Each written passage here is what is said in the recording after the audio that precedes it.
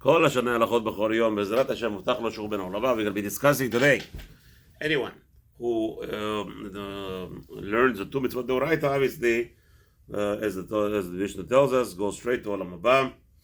We are going to be discussing two mitzvot today, mitzvah number 59 and 50 and 60. 59 will be discussing a case.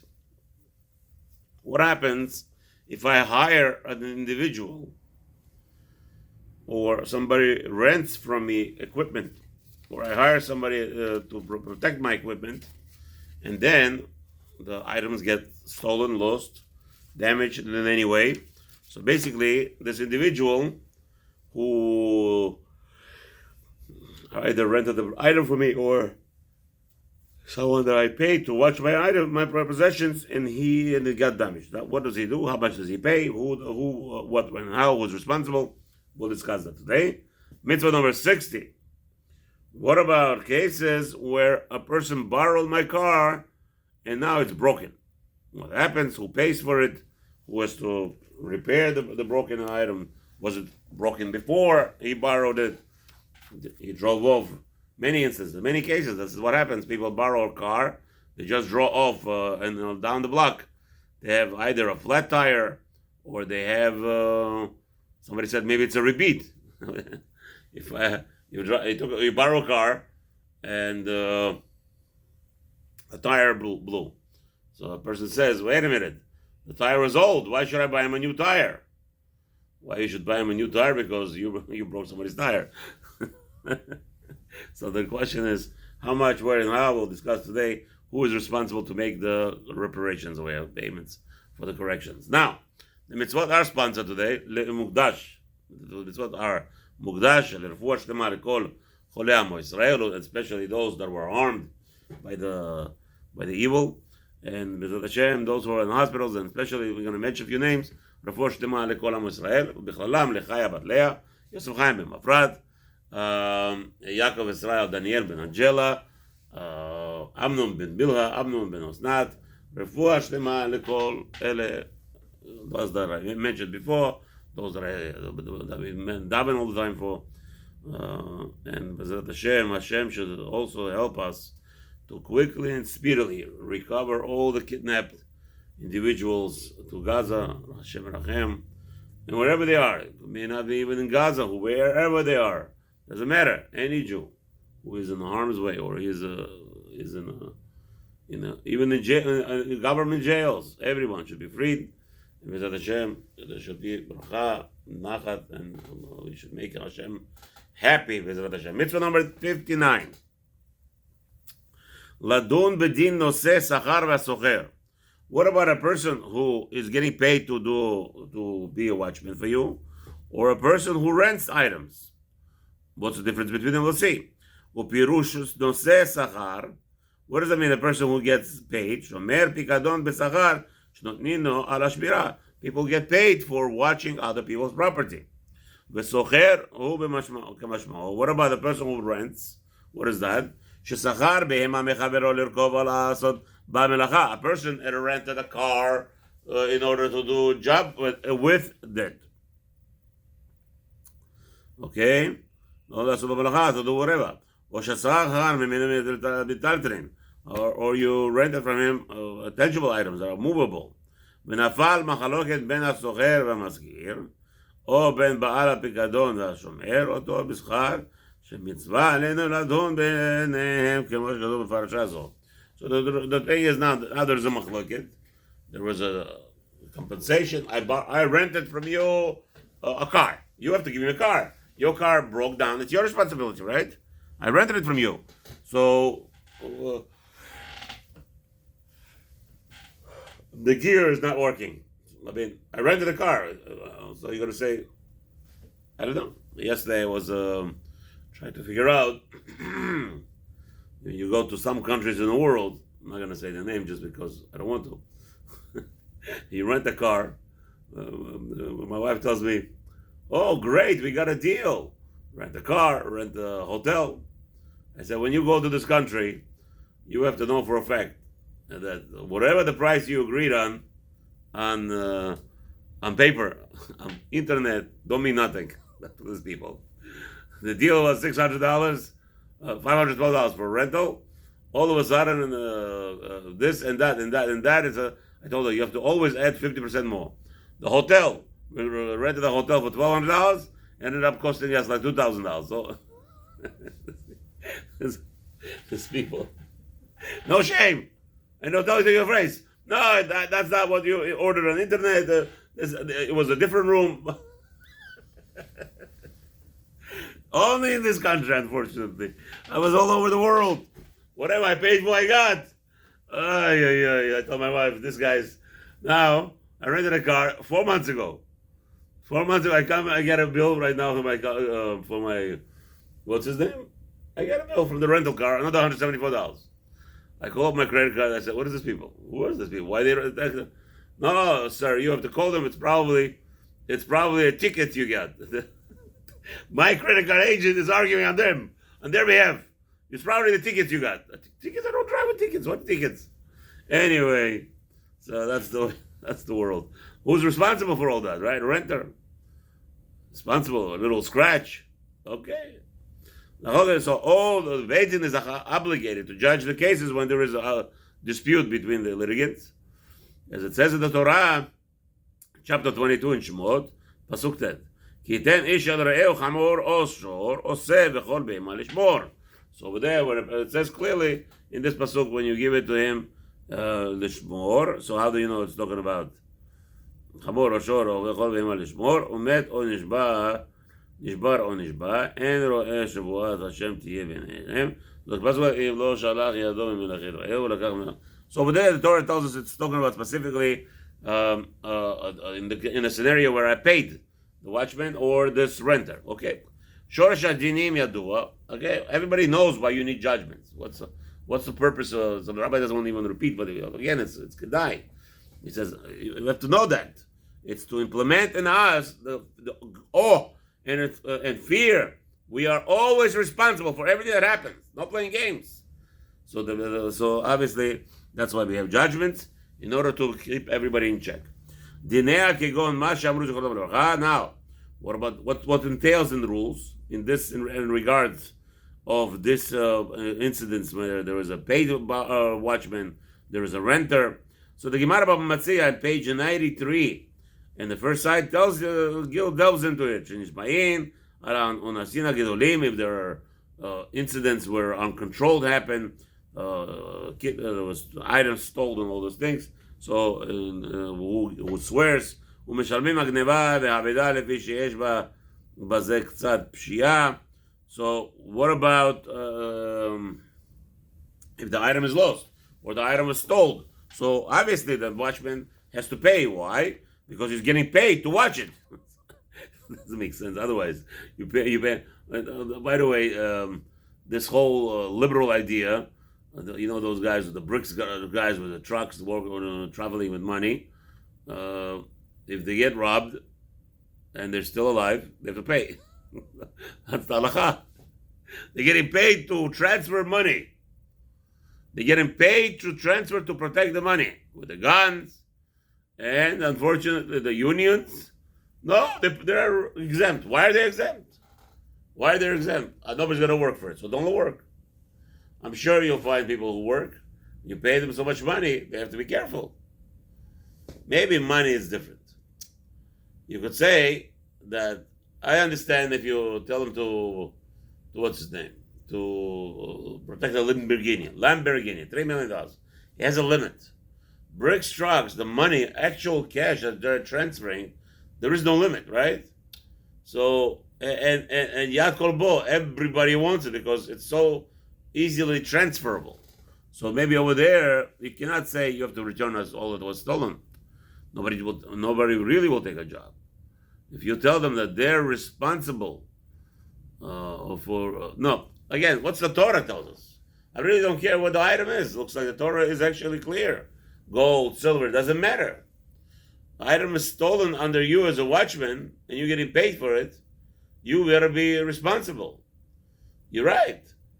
What do the governments do today? All those bricks, all those people who work for banks that get robbed, the security guards over there, they get paid to show face, to be there. so it's not easily taken. But in reality, if you want to protect money, you protect it with the proper security. So you could always say, I don't understand. Most of the time, people who want to rob such big operations with money, they come with a lot of people. So what? Two people over there, what are they going to help, right? So you're going to ask the owner. So because the owners don't put enough people to protect the money, maybe that's why it's not what's his name. Therefore, we cannot obligate the security guards. Okay, maybe. Anyway, something to discuss. Okay. ובבני השכר שנוטלין על זה חייבים לשלם, מה שאין כן בשומר חינם. However, a person who's not getting paid anything, and the item was stolen or lost, he has to swear, בדיני שכירות, right? He has to swear. בדיני שכירות הפועלים הוא שכירות בהמות, ובתים ודין האומן, שקלקל ומראה דגנר לחנמני, ונמצא רע ודין סוחר בבעלים, שפטור. Oh, here. בדין האומן שקלקל. What about here? That's what he's talking about. The security guard. הוא מראה דינר לחנמני ונמצא רע. What about a worker, right? Somebody came to pay with $1, and what happened was it was a fake dollar. But then, so what happens here? The worker accepted the fake money from the customer. So, I'm paying you to make sure it's money, or I'm paying you to sell products. I'm paying, so obviously it has to make sure that I'm getting the real money. So also the question, בדין סוחר בבעלים שפטור. Okay, what about בבעלים שפטור? If somebody rents, let's say, a bobcat machine, and it comes with a driver. Okay, so that's like having the owner there, and now the item gets damaged or something. I'm patur. בדין תחילתו בפשיעה וסופו באונס. What about if somebody was negligent in the beginning and then it was an accident happened, so then maybe he should be chayav because he was negligent. בדין שומר שמסר לשומר והוסיף השני או גרה בשמירה. So what happened was, what about a watchman? He passes his duty to somebody else. שעל דעת אשתו בנה, okay, what about בעניין כל המפקיד שעל דעת אשתו בנה בגדולים הוא מפקיד. מה שאמרו זכרונו לברכה, שאין הסוחר רשאי להזכיר, וכתב הרמב"ם, also the Rambam writes, שלא אמרו זה אלא במטלטלין, right? לפי שאין רצונו שיהיה פיקדונו ביד אחר. מה שאמרו זכרונו לברכה, שאין הסוחר רשאי להזכיר. What about a person, the Torah tells us, the person who rented, let's say you rented a car, and then you rented it out to somebody else. You're not allowed to. Because the Rambam, שלא אמרו זה במטלטלין, לפי שאין רצונו שיהיה פיקדונו ביד אחר. Again, when I rent you the item, it's you only. When you rent a car, for instance, they want to know who the drivers are. If it's one driver, it's two drivers, they want everybody's information. It's not employed to take money. It's record keeping, so they add $5, whatever they for the rental, just to make sure, whatever. Obviously, it's to make money, but still, record keeping goes money. What do you think? Initially, when you rent a car, whatever, $30 a day that you're paying, the $30 that you're paying, they charge you money for the record keeping also there. So you should have. If Air was renting a car, it was $25 a day. Your records were keeping, so we're gonna add $5 extra. So now that you want to add your wife as a driver, $5 extra. So it makes sense. Okay, לאחר השי. ולבד שהיא, okay. אבל בסוחר בית ורצה להשכירו לאחר, רשאי. Oh, now, so anything that's tangible, anything that's movable, it's not so easy for you to rent it to other. But subleasing, here you have halacha, subleasing is mutar. A property of the house would be allowed. You could actually rent it out to others, as that's most people do business. Okay, What about a boat? You're renting a boat. Can you rent it out? It's a machloket. It is movable, but it's more I guess, more secure. It's more like livable. Okay, so that's the discussion. Obviously, the mitzvah of judging it's for males. ועובר עליה ולא דן, if somebody who doesn't do the judgment, if he could, אם ראוי לכך ביטל עשה, he has to transgress the mitzvah of Hashem. ואף על פי שנצטווינו דרך כלל לדון בדין טוען ונטען. רבתה ותורה ציווי בשומרים בפרט לפי שהן עניינים רגילים ביישובי בני אדם. Again, the Torah already commanded us in a different mitzvah that when there are disputes between people, a Beit Din should judge the cases. How come when it comes to this watchman, there's 4 types of watchmen, right? We said 4 types of watchmen. You have a paid watchman, you have a non-paid watchman, free, somebody doing you a favor. Then you have a borrower. A borrower, that's the mitzvah number 60, we'll be discussing right now. That's a borrower is also a watchman. He's fully responsible for everything. A borrower, I tell people, if you could live without borrowing, it's the best thing, especially when you borrow anything. You borrow anything. You borrowed a Parker pen, $25,000 golden pen, and it broke, and now it's going to cost $7,000 to fix it. You're responsible for it. Okay, you borrowed a car. Let me tell you, I used to own a business, a parking lot business. And my worker calls me up. Somebody parked, I don't know even how to pronounce these names, $500,000 car in the lot. I said, oh, big problem. $500,000 little scratch could cost you $15,000 to fix. I said, you know what? I dropped everything. I said, I'm coming. I was standing there till the car left the lot. And he didn't even pay me. I used to have stickers. People go to stores for a half hour. You went to the store to get a half hour. They didn't get out of here. $500,000 car. So I was a paid watchman. The guy. So I said, you know what? Nothing happens to this car. I'm here. I stood next to the car, waited for. It was a show. You know what happened? Half a block. Everybody came down just to take pictures. It was crazy. But again, you're a watchman, you have to be careful, responsible. What about, so we have paid watchman, non-paid watchman, borrower, also a renter. A renter is a former of a watchman. He rents an item where he pays for it over here. It's the other way around. Over there, you're getting paid for watching, but over here, he's paying to watch it. He is paying to watch it. So it's like a paid watchman.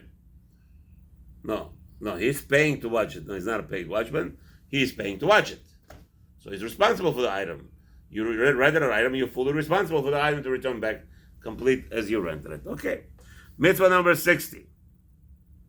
Ladon b'dinei ha'shoel, a borrower. What do we do here?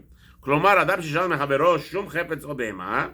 A person asked an item or animal to work with, or a car to, he wants to do a limo driver or whatever, taxi driver. והשאלה היא, בלא שכר, בלא כלל, אלא שנכסד עמו לעשות לו טובה זו. So now, owner lent you a car. The tires blew in the way, the motor died in the way. That's not his problem. Actually, it's your problem. The reality is, it's your problem. You borrowed a car, a 20-year-old jalapa, and you're driving it and the motor died. You are an imbecile. You were desperate, you took a car. You're right. But you're responsible now to fix the motor. That's the truth. It died on your watch. No matter what happened to it, you are fully responsible to repair the whole thing. I borrowed a jalapa. That's not unless maybe you could get away with it by borrowing it. At the time of borrowing, you make it clear I'm borrowing a 20-year-old jalapa, and this thing might die in the way, Mister. If it dies on the way, not because of my reckless driving, but just because it dies. I don't want to hear it's my responsibility.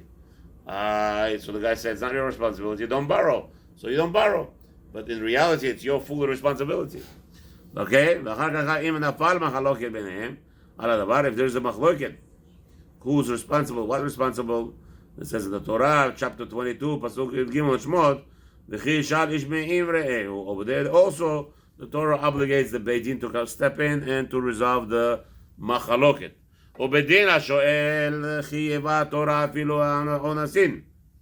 Even a tornado came and stole the car, or even whatever, anything, fully responsible. לפי שבאחריותו היא אחר ששאלה ולא הוציא עליה דבר משלו, והרי זה כאין לווה מעות שאם נאנסו ממנו לא ייפטר מן המלווה בטענת אונס. It's like somebody borrowing actual cash. When you're buying cash and you burned it, or somebody robbed the person, the borrower still owns 100% of what we borrowed. Same thing. Any item that he didn't pay for, that he borrowed, in that case, remember, the first watchman we discussed, unpaid watchman, is not allowed to use the item. He was not paid to watch it, but he was not given permission specifically. Obviously, watch the item, meaning nobody else should use it, not you. What about a paid watchman? Same thing. I'm watching you not to protect the item, not to use it. Okay? So, in those instances, if it gets stolen, if you're not paid watchman, if it gets stolen, all he has to do is say it was stolen, and the Torah says, okay, swear and bye-bye. But in a case where a borrower is fully responsible for the item, you borrow the item, return it. No matter what happens to it, even if it's got stolen or whatever. Just like money. So now, however, what about a borrower that has, the owner is working with him while he borrowed the item, or he's in the car, and there is a total loss, unpredictable, whatever, since the owner is with them, the Torah actually gives them some leeway. So now, obviously,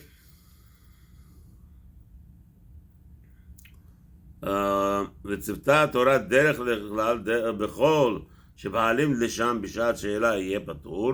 זהו הטעם שאמרו זכרונו לברכה. Why the Torah is saying that there's a leniency if the owner is with you while things happen to the item, you are exempt. שאם היה עמו בשעת שאלה, אף על פי שלא היה עמו בשעת שבירה ומיתה הוא פטור.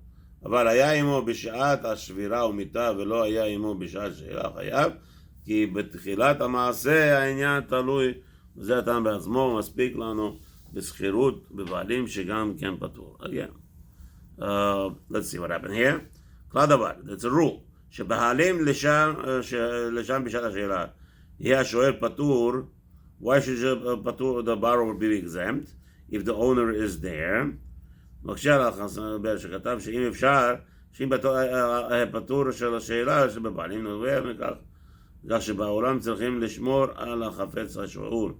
היה צריך להיות הדין שאין פטור זה נוהג אלא כל זמן שנמצאים עם ישראל במלאכתו. ובאמת הדין הוא שכדי לפוטרו די בכך שיהיו הבעלים עמו בשעת ההשאלה. אף על פי שלא היו עמו בשעת שעבד החפץ השאול.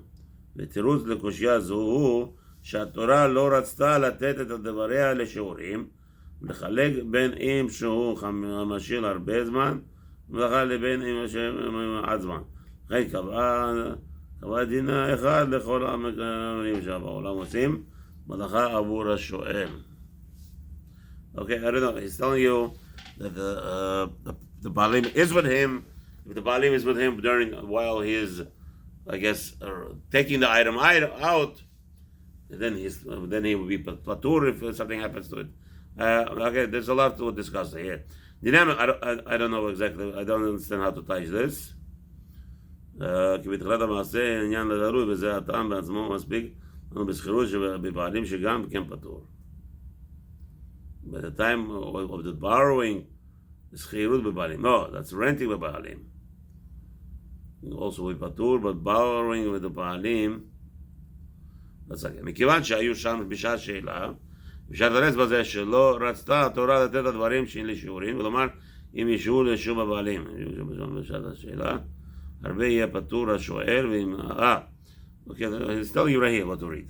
מכיוון, okay, ועל עניין שאלה בבעלים שפטור, what does that mean? The person who borrows something with the owner being present, נוכל לומר לפי הפשט. What is the explanation? Why is he exempt? שהתורה לא חייבה שואל אחר שבעל הכלי או הבהמה עמו. זה מכיוון שהוא לשם. Because at the time when he is borrowing to the owner there, ישמור הוא את שלו. So because the owner is there to protect the product that he borrowed. ואף על פי שהשואל פטור אף לאחר שהלכו הבעלים, מכיוון שהיו שם בשעת שאלה. No, oh, wow. This is so he says that if the item was delivered by the owner, so if there's something to happen, the owner will be here to protect the item. So meaning now, even though the owner left, but since he delivered the item, I guess it's like he's protecting it.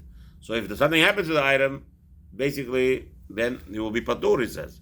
If Shari the Rezbazeh, we could explain the following. שלא רצתה התורה לתת הדברים לשיעורים ולומר מה ישוש לשם הבעלים הרבה יהיה פטור השואל ועימד יהיה חייב. Since the Torah didn't want to differentiate, if the owner is there full time watching the item, no, sorry, why I forgot this, I'm so sorry. See what happens when you get angry. When you get angry, you forget Torah. We're discussing a case where you borrowed not just the item, you also borrowed the owner. And the owner was using the item with you. Now the owner left, patur. That's what it means. Even if the owner left, you're still patur. Why? Because now the owner felt confident. Right? He felt confident that the item is safe. So he left it. But the problem is that he should have stayed there to protect it. So therefore, the borrower will be patur. Because he borrowed not just the item, he also borrowed the owner. Baruch Hashem, that's the Gemara. Dinah Mitzvoth, now I remember. Dinah Mitzvoth, מה שאמרו זכרנו ברכה, שאם מתה הבהמה מחמת המלאכה, now, let's say I borrow it for a labor, and it died from the from the same labor, but any nishbar, I borrowed it for driving and it died for patur. Right? Again, if I'm driving correctly, so why should I be chayav for a motor? If I'm driving a car, I borrowed it for driving. I drove. I didn't. If I drove over a nail and there is a flat, okay, I have to repair it. But if I'm driving a car and your car died from, so it should be patur. No, I was wrong. If somebody drives a borrowed car and the motor dies, it's not his fault. I did what I borrowed it for. Same thing here. An animal died in the middle of a work. I borrowed it for labor. I didn't borrow it for showering. However, when is he chayav? When he went off the path, went off the way. So obviously, let's say you're borrowing a hammer for $720 a hammer. If the whole point is hitting nails with it, now I'm hitting nails and the hammer broke, I'm exempt. That's the beautiful thing here. Okay, so there's a lot of rules to be discussed. The Rabbi says here, mitzvah b'zacharim. This mitzvah is on males, as we already said, not on women.